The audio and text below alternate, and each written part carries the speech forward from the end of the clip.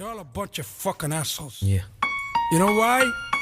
Because you don't got the guts to be where you want to be. Fabulous.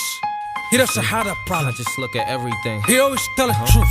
The bad with the good. That's what it's all about. The fake with the real. That's why we work so hard for Fabulous. The hate with the love. So they can point their fucking fingers Everything. and call me the fucking bad guy. I guess I'm the bad guy. The fingers is pointing. Alright, Bills fans. What is going on? Decided to do this on a Wednesday versus a Monday. Usually kind of in that mode of doing it the day after. But, you know, this has become wash, rinse, repeat, repetitive with the Bills. And, you know, there's really no hurry to go and just eat these motherfuckers up and spit them out for the way that they play. And I don't mean the players. I should just say the way that the offense performs and under Daboll. Look, I've been saying this since week 1. And it's going to be true all the way to week 17 as long as Brian Daboll is on the staff. No matter the quarterback, no matter the situation, no matter whatever excuse you're giving this guy, he's going to fail. Not because of the excuse, but because of him. We're on pace to be one of the worst offenses in the NFL, period. Bar none. Now, there are people saying that can't be true because, you know, like, there were teams that didn't win games. Like, you know, what is that? Like, the Cleveland Browns, the Buccaneers. Who else? And then the Detroit Lions. Yeah, we can't be worse than them. You know what? They just got unlucky enough not to win a game.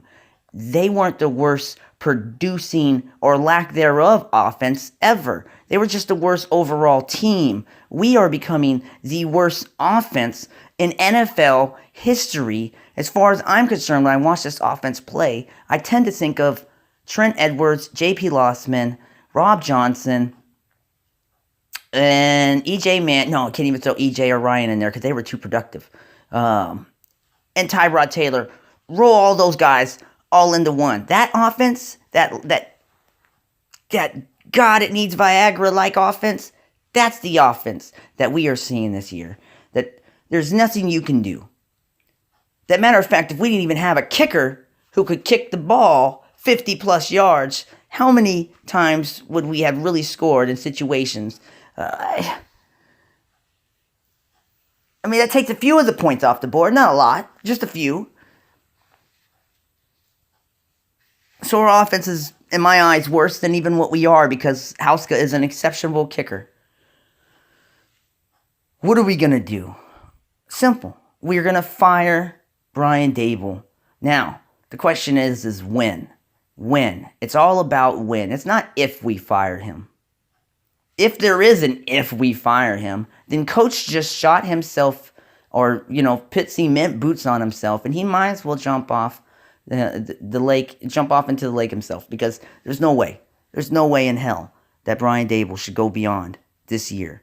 Matter of fact, the sooner you get rid of him, the better it will be. You cannot do worse than Brian Daboll. The best that you can do, or the worst you could do, is do the exact same inept bullshit offense that Daboll was doing. And what are you going to do when that happens? You're going to be like, well, we should have kept Daboll. No, we got the same thing as if when we had Daboll.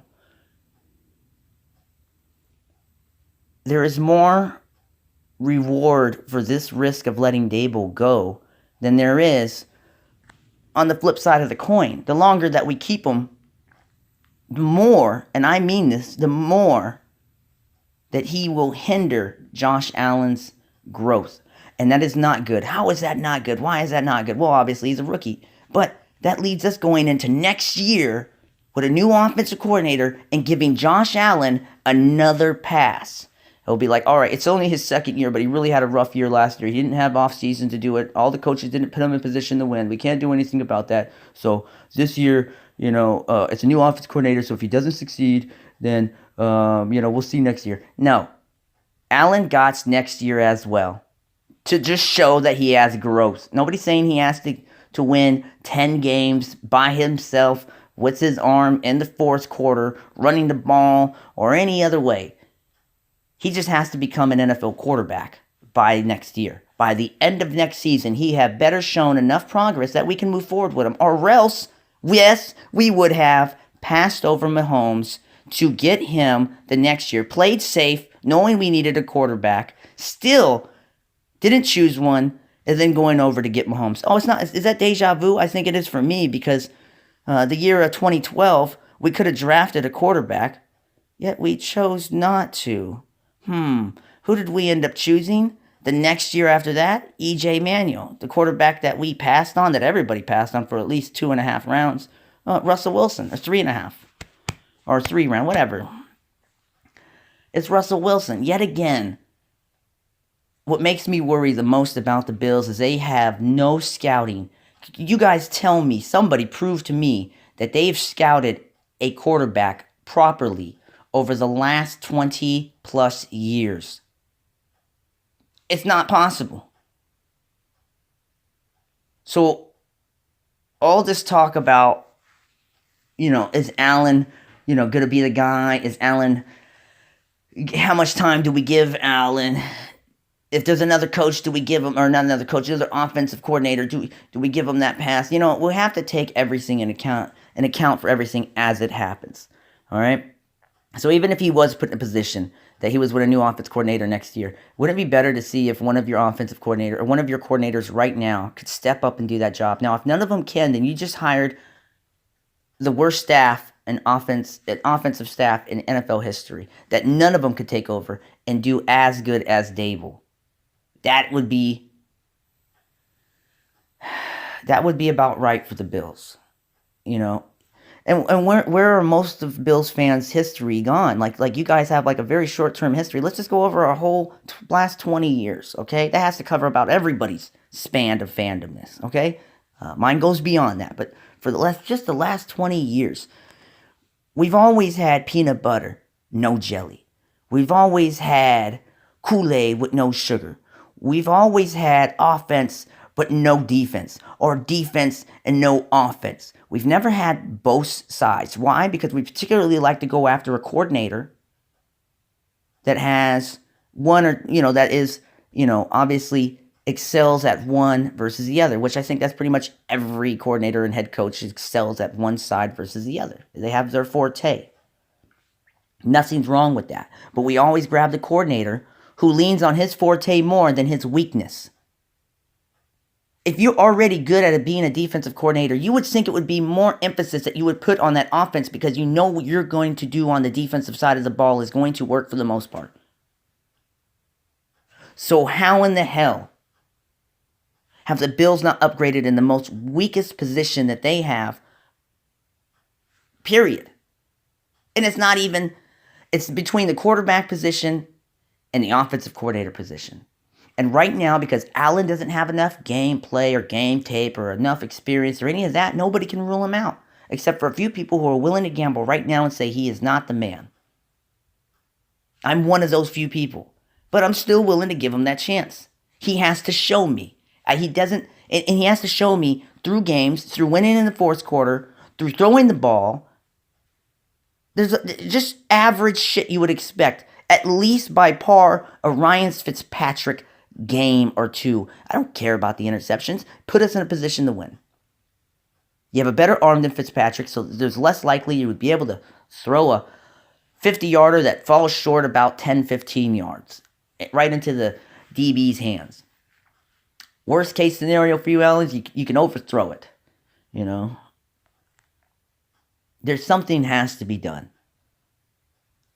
And after this New England Monday night game, which is televised for the world to see how horrible we are, with Tom Brady calling us out. And I like that. What a piece of shit, chicken shit motherfucker. It's like kicking somebody when they're down. That's why, another reason why I cannot stand this cocksucking motherfucker. You could go on Twitter and be like 6-2, already giving yourself the victory. Fair enough. Fair enough. I don't care, your record versus us is impeccable. It's a respect level. And you don't respect us. And there's no reason for Tom Brady or New England Patriots to respect us. They look at us as the little brother, which is ridiculous, being that they were 40 years nobody before they ever did anything. Hell, by the time that they did something, they have went to, maybe 2 Super Bowls, lost 2 of those Super Bowls. And what's that put us at? 0-4, we had went there 4 times. We're pretty much tied. There's no big brother, little brother. And if anything, we'd be the big brother. Or the Jets, or Miami. But it sure the fuck wouldn't be New England. New England's like the little brother who finally caught on. So all that crap, even I don't care how currently great they are over the last 20 years, is bullshit. 20 years does not overtake the whole 60 plus years of your fucking existence. If you were nothing 40 years prior, then we'll see where you're at the next 20, 40 years. But I can't stand Tom Brady. And I wish I lived in Buffalo area because I would get arrested to go over there to be ringing their hotel fire alarm early in the morning, flattening the bus tires, whatever I got to do as a fan to make them a little bit more, mentally not ready for the game. I would do it because Boston does it. So, fair is fair. Fire with fire. I'm just way beyond this offensive coordinator and this lack of offense. I thought Tyrod Taylor's offense was bad the last 2 years. I mean, and it was ridiculously bad. Even for the lack of interceptions that he throws, it was ridiculously bad. Even if we kept Tyrod Taylor, I don't know what world you guys thought Brian Daboll would make him better. We would have the same results, less interceptions, still losing the games. Can't convert on third down. That's still going to be an issue. Nothing will change if we keep Brian Daboll on staff for the rest of the season. Better not fire in the last 2 games and we win them. Because one thing that I cannot stand that Bills history that we tend to do all the time. Tell me if this doesn't sound familiar for all you Bills vet fans out there. All you guys that have been fan for 20 plus years. For 25 plus, for 30 years. Does this sound familiar? End of the season. We're on maybe a 4-win team with 3 games to go. And we win the last 2 out of the 3 games. Therefore, knocking our draft position down. Being that we were mathematically out of the playoffs 2 games prior to these last 3 games. We'd win 2 out of the last 3, which moves us lower in the draft, and therefore draft in the mid and high mid round area.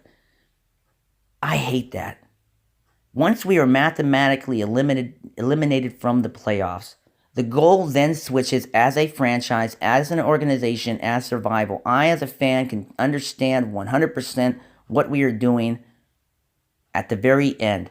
Nobody wants to lose games, so here's how you would do it, okay?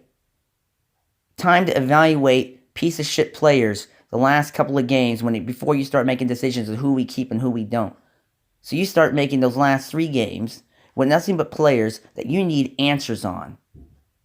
And answers that you need by the end of the year, so that way you can decide to keep them or cut them, or re-sign them, whatever the deal is. Because it's better to find out the answer on these guys than to sign somebody who was never going to be good. Because we didn't actually decide to do our due diligence and check them out when we had an opportunity. Or to let somebody go that if we would have did our due diligence, would have ended up turning out all right in that situation. These are, you'll never know unless they do that situation.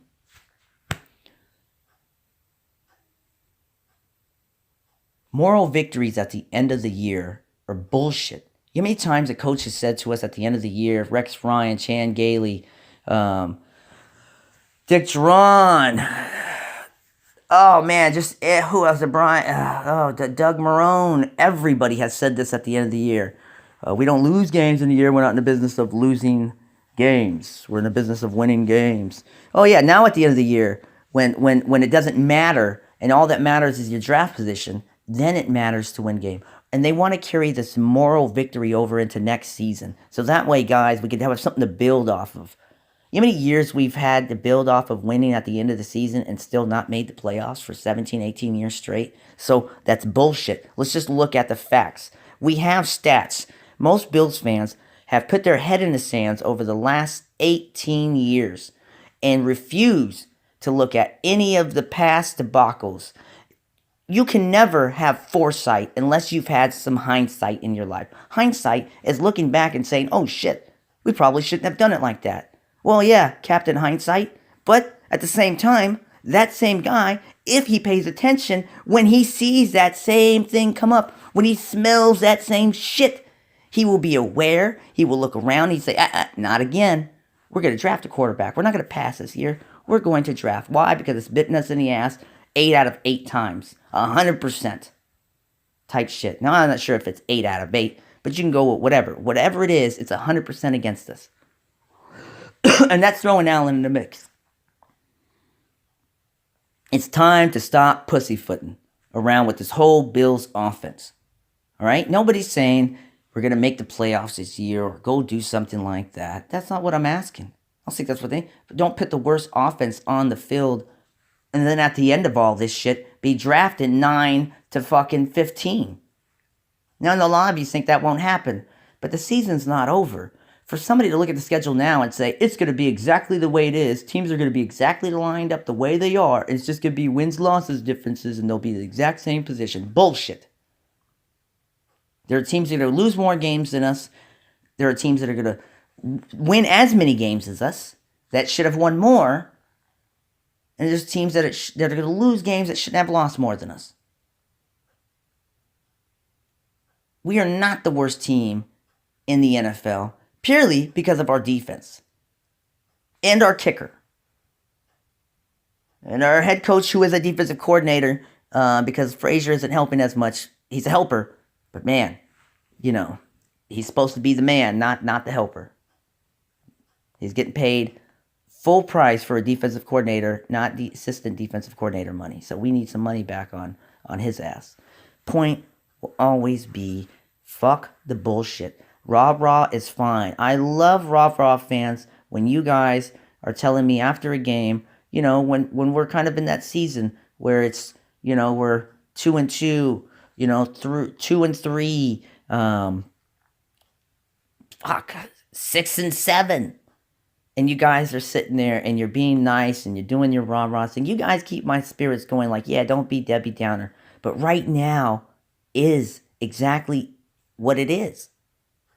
Reality needs to hit the rah-rah fans. They have to stop being delusional. As the same thing, get their heads out of sand as I had to get my head out of my ass when I was being over negative when things weren't as bad. But that's a long time to think over when things weren't that bad. Think about it. 18 years, no playoffs. But when they weren't as crumbling as I thought, when we always at least had a chance at the end of the year, mathematically. And that's all I ask. But if we can't mathematically have a chance at the playoffs at the end of the year, on a rebuilding team that's in year 2 of the rebuild, that means next year, you must understand, is a big year for Sean McDermott. He made it that way. Not me, not you, not the owner. He will be in the third year. And if he has another inept offense or the quarterback situation's not figured out, it's going to take time to figure it out. So you're telling me that you're going to give him then another 2 or a year or 2? Get out of here. The problem with some fans is they only focus on the Bills. That's fine. I completely understand that. I'm a Bills fan, but I love the sport of football. Okay? That's first before the Bills. Without football, there is no Bills.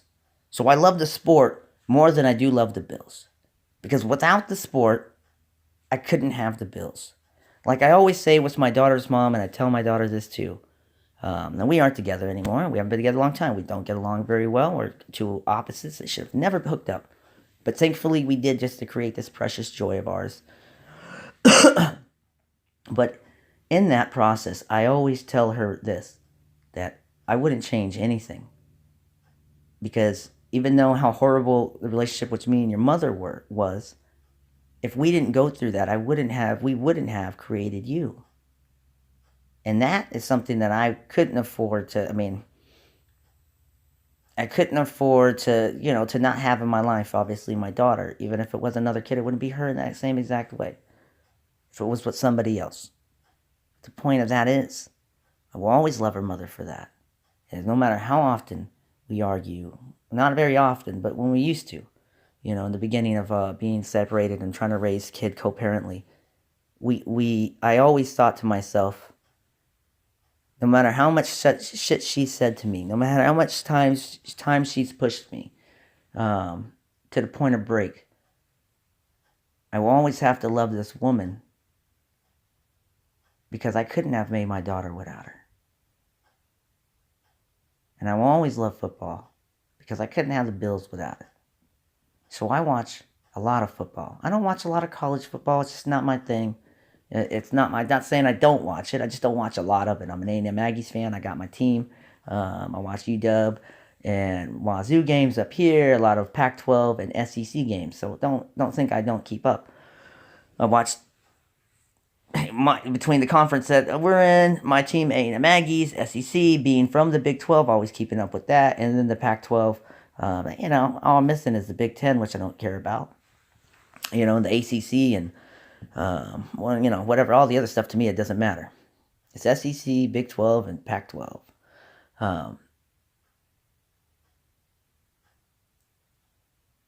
Sidetracking myself so much here. I love the sport. I have to pay attention to its history, not just the Bills' history. And glad that I live where I live to see lessons turned out differently. I said before, when Paul Allen, God rest his soul, rest in peace, Mr. Paul Allen, when he passed away, but before he passed away, in 2010, the year that he ended up getting Pete Carroll as his head coach, if that's correct. Yes. In the same year that they traded the Buffalo Bills for Marshawn Lynch for a 4th round and a conditional pick. Pete Carroll destroyed that team that Jim Moore had put together with Mike Holmgren the following 2 years, as Jim Moore was the assistant head coach / offensive coordinator. After 1 year, Jim Moore, his 1 year as the head coach for the Seahawks, was fired, even though he produced 2 more games or 1 more game. I think it was 2 more games than Holmgren did as a head coach his last year. The Seahawks understood that type of rebuild was too much. So what did they do? They went out and got a head coach who knows how to compete for one. Now, he hadn't shown it on the NFL level, but prior to that, before his NFL experience, he didn't show it on a college level either. So then he went back to college and showed it. And then he went back to the NFL and he showed it. Now, he did get lucky and landed a good situation in Seattle where they gave him a choice to pick out his GMs. He picked out John Snyder, and the rest is history. But John Snyder was in love with this kid named Russell Wilson, and he laid on Pete Carroll every day. Sent him videotapes, sent him everything on Russell Wilson. That's a good GM, right? Gotta love that. Pete Carroll wasn't big on him. He had his guy, Matt Flynn. That was the guy that he planned. He went out to go get. They had Traverse Jackson. That was another guy that they thought that they would go around with. I didn't say none of these guys would be successful. I'm saying Pete Carroll doesn't know quarterbacks. You can look at USC. Had one, I think, his whole tenure. That's decent. Palmer. That's it. Outside of that, Pete Carroll's really not a great quarterback guru guy. He's a defensive. His specialty on the defensive side is cornerbacks. He excels at the secondary. He has a system of teaching how to punch the ball out. That's insane. That's on the level of what McDermott does, but McDermott is years behind him. That's his specialty. And what did he do? He listened to his GM. He ended up getting Russell Wilson. Russell Wilson had a fair, open competition, beat out his guy. Rest is history. 2 Super Bowls appearances, 1 victory, more than we got in all our tenure. And they've only been a franchise since 78. Fortune favors the bold. Maybe 76, actually. And what would be the point of all that? Of even mentioning all that? Because, yet again, another situation, history repeats itself. You have to be a student of the sport and its history. Going over to Kansas City's GM was harping on Andy Reid. Not Andy Reid was wanting this. The GM, yet again, wanted this young kid from Texas Tech, watching for 2 seasons, sending Andy Reid tapes and bugging the hell out of him to draft this guy named Mahomes. That Reid not only listened to him, he didn't wait to the 3rd round like Pete Carroll to safely get him. He went up and traded with any idiot who was willing to trade with him. Oh, and who was a fucking idiot that was willing to trade with him? We were that idiot. So we trade with him and pass to go the next year to take Allen. Now, for anybody who wants to tell me that, well, we don't have the weapons that Mahomes has, and he sat on the bench in a year. Which one do you want me to tackle first? The bench part? How many NFL quarterbacks are there? How many sit on the bench? How many never become starters? And how many that do become starters keep the job even after sitting on the bench? There's people looking for quarterbacks every year in the draft. If the bench theory worked, ladies and gentlemen, the quarterback position would be flooded. But it's not. You guys evade reality, and the fact is, it just doesn't work that way. If you can play, you can play, even if you don't know the offensive schemes a la Brett Favre.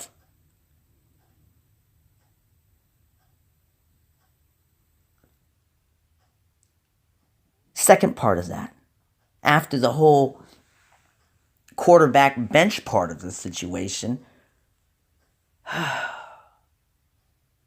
almost forgot what the first part. There's a two-parter on this, and it's just driving me insane just thinking about how people misjudge these situations.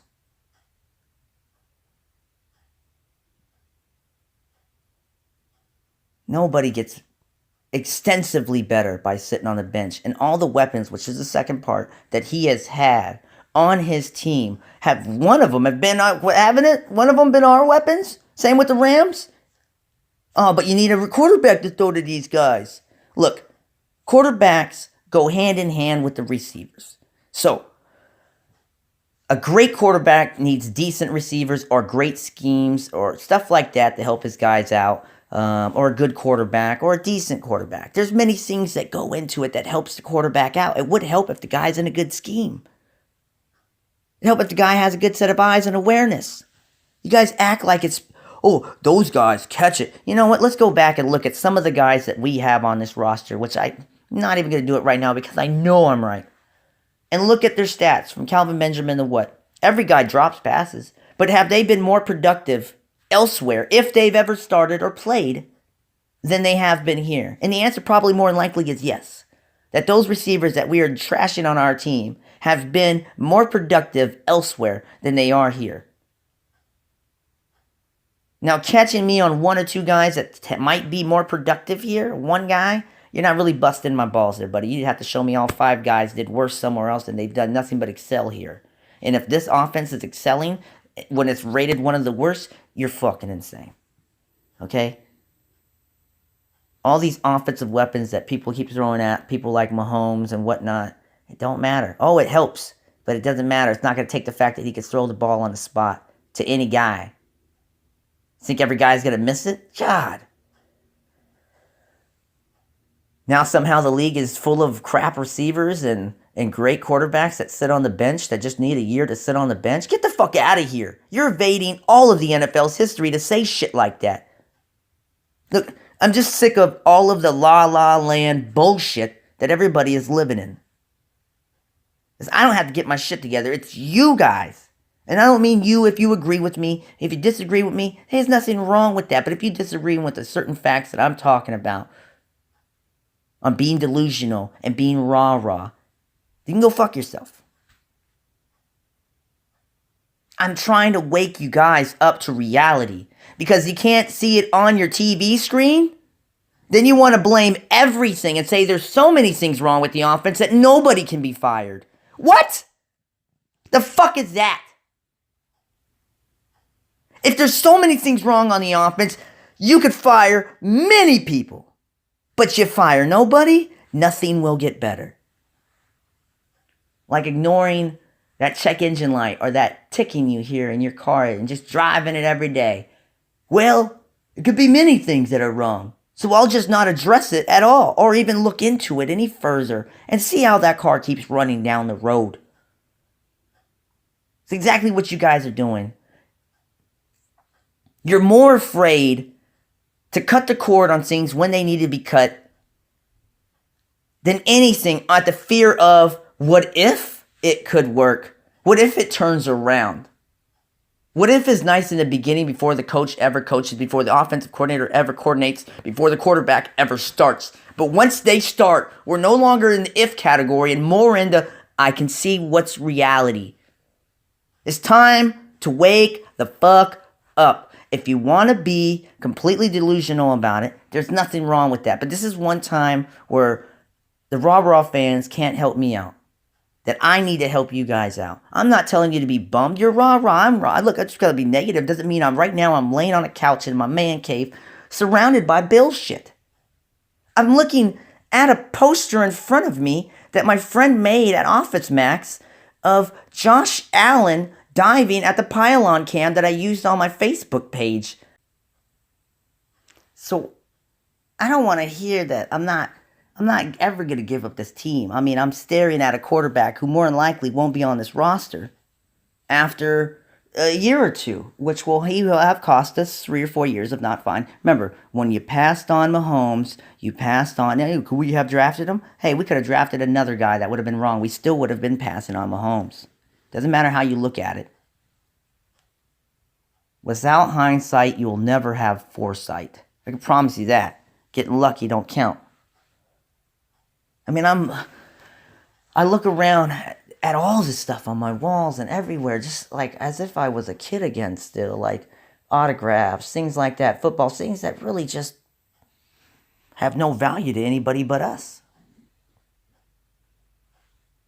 My Doug Flutie poster, my autograph of LaShawn McCoy or Sam Adams or Marshawn Lynch or jerseys or any of this crap. Not crap, because I love all this stuff.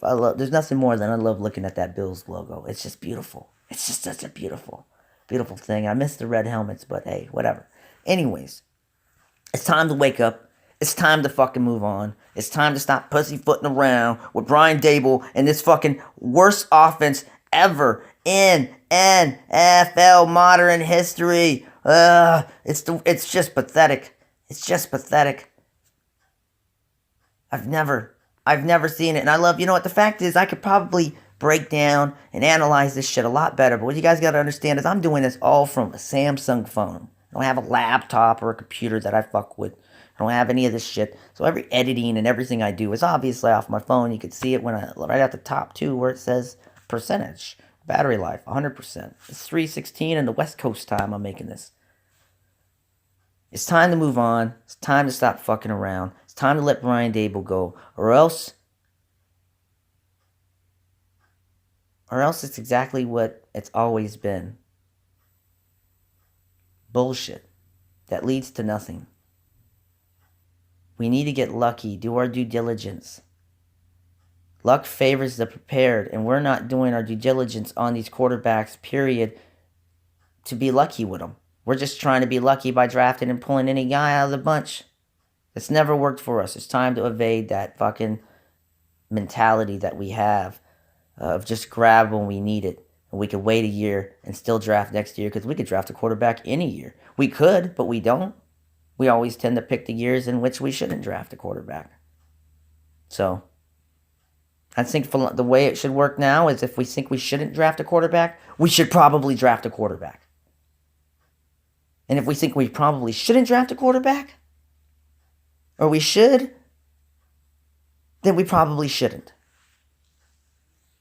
And wait the next year. Because the logic the other way has never worked.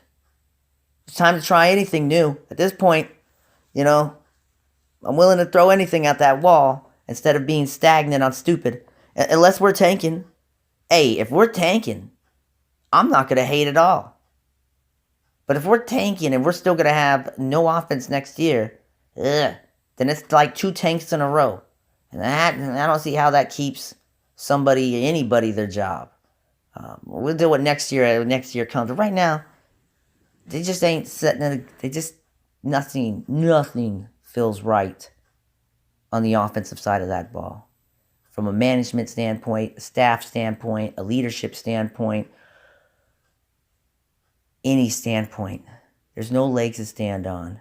It is what it is. Remember, at the end of the day, nothing in life is one way. You guys have a good day. Go Bills.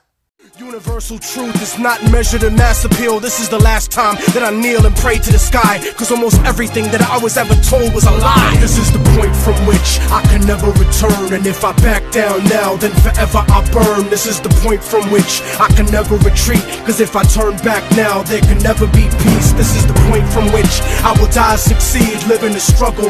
I know I'm alive when I bleed. From now on, it can never be the same as before, cause the place that I'm from doesn't exist anymore.